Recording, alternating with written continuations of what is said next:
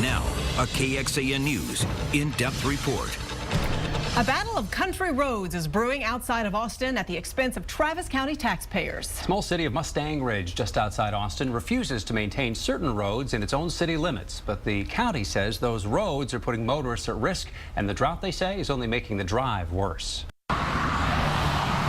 Drive a few yards off Highway 183 in Mustang Ridge, down many of the side roads, and your vehicle's suspension system will tell you a ride. Oh yeah, it's gotten worse over time. It's worse than what it has been in a long time.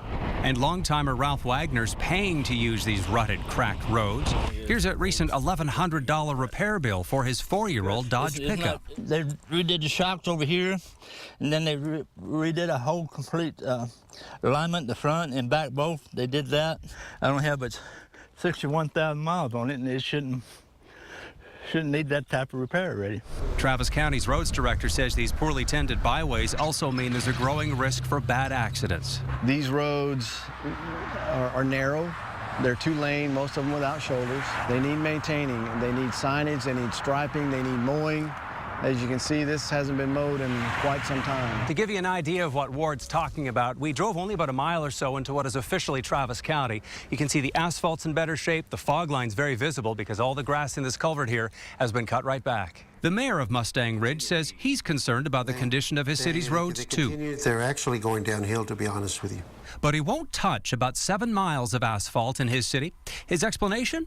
When this incorporated city annexes private land parcels, it only takes the property up to the fence lines, not the roads themselves. When I became a mayor, I was actually told that these were county roads. This land use attorney says that's not the way the law works. It's pretty cut and dried. I mean, incorporation, you get control of your roads, but with control of the roads, as I said, becomes full responsibility for them. It's sort of like, you can analogize it to a teenager. Yeah, you get to drive the car, but you also get to start making the payments. But paying for good roads is the problem in Mustang Ridge. So even if you wanted to repair all the roads that the county wants you to, Right. could you do it? I wouldn't be able to afford it. Not with the budget that's coming in. This year, most of his annual $50,000 road budget went to repaving a single subdivision lane. The budget's up from $5,000 last year. And to do any more, the mayor says would put him and his $841,000 total expenditures in a very tight spot. There's one thing I don't want to do is increase property taxes. Meantime, the drought conditions make this Mustang Ridge roller coaster ride worse, where a safe speed in places seems to be about 20 miles an hour.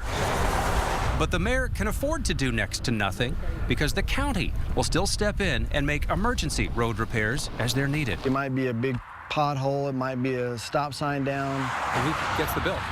We send the bill to them. One long-term solution? Travis County already has interlocal agreements with 11 other small incorporated cities.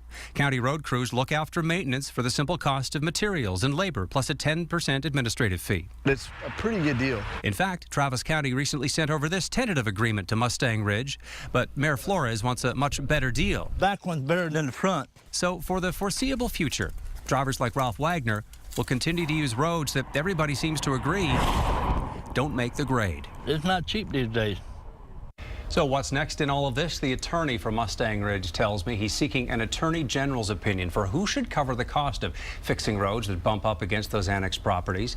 If it's decided the city should pay, it could mean a tax hike, a bond issue, even a decision to hand back parts of the city to Travis County. We'll keep you posted. Now, I know you have more on this coming up at 10 o'clock tonight. We will be looking at other Travis County communities that are ripe for incorporation. We'll look at the pros and cons of incorporation, what that means for people who live in a small community.